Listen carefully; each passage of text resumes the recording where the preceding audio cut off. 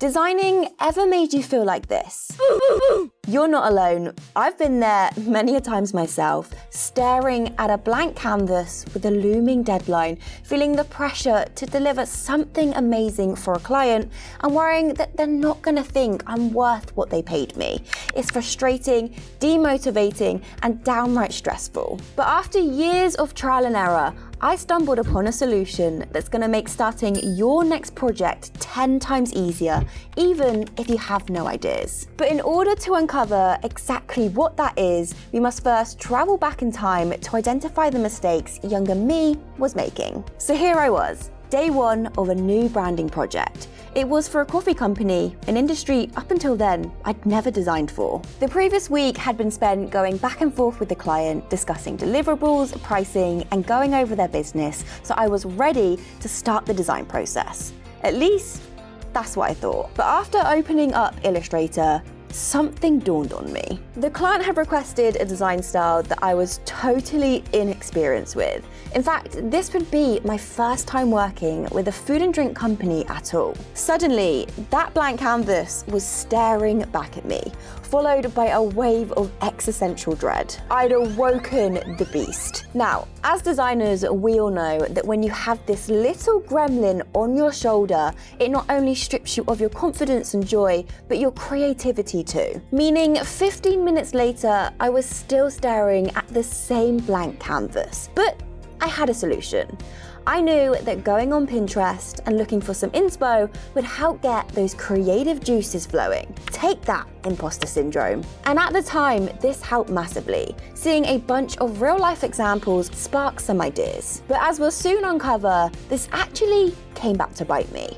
See, what I thought was the answer to curing my lack of creativity was in fact just paper over the cracks. I still hadn't addressed the root of my problem. Anyway, I left Pinterest with a head full of ideas and a positive mindset. So I got to work. A couple days later and the logo type was done. But there was a major problem. It looked just like the inspiration I had pulled from Pinterest. And just like that, I was back to square one. This was a high budget project. I knew I needed to deliver something that's unique and would stand out amongst competitors, not one that falls in line. But realizing this just piled even more pressure onto me, and it's hard to be creative when you're carrying that on your shoulders. So what did young Abby do? I'll tell you exactly what she did.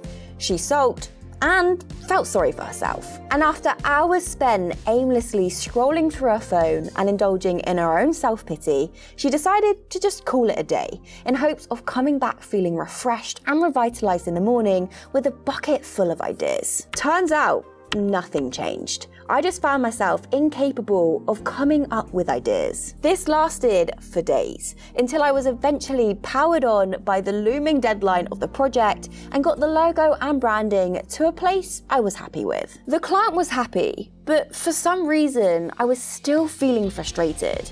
Why had I found this project so stressful? This was meant to be my passion, what I'm good at. So why was I finding it so hard all of a sudden?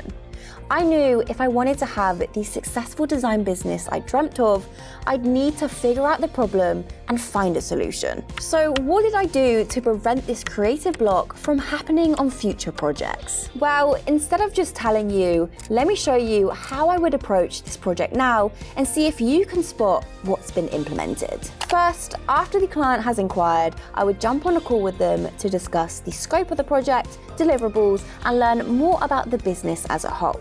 Secondly, I would put together a project proposal document outlining the whole design process and include things such as the project timeline, cost, and confirmation of the deliverables. Third, if the client is happy to proceed, I will set up a client portal for them, which outlines all important information about the project, including a contract and payment dates. Fourth, it's time to start the design process, and I would kick things off with strategy, learning more about the business, their competitors, and the industry as a whole. Fifth, it would be time to move on to designing the logo variations, brand collateral, and identifying a color palette. Lastly, I would present the brand to a client in a presentation, explaining all the design decisions. One of these steps I've mentioned is absolutely key to solving the creativity problem I was having before. See, without realizing it, I was making 3 major mistakes during this step that were directly causing the lack of ideas. It was the implementation of an in-depth and complete brand strategy stage. So these are the 3 mistakes many designers make at this stage, and the 3 solutions I found to prevent me ever being short on ideas again. The first was introduced to address the mistake of only learning about the business on a surface level. Now I do something called brand foundations, where I take a deep dive into the business, finding out their purpose, mission, vision, and brand values. The next stage I added was brand positioning. See, one of the mistakes I used to make was not doing any research on brand competitors. So now I carry out market research, analyze competitors and the brand's target audience and personality. And the final stage was added to help make my designs unique and prevent them looking similar to the competitors, and that is design solutions. In this stage, I take my research from the previous 2 stages and provide strategic design solutions alongside creating mood boards to showcase the creative direction of the brand. Now, you're probably thinking, how do I put all of this together?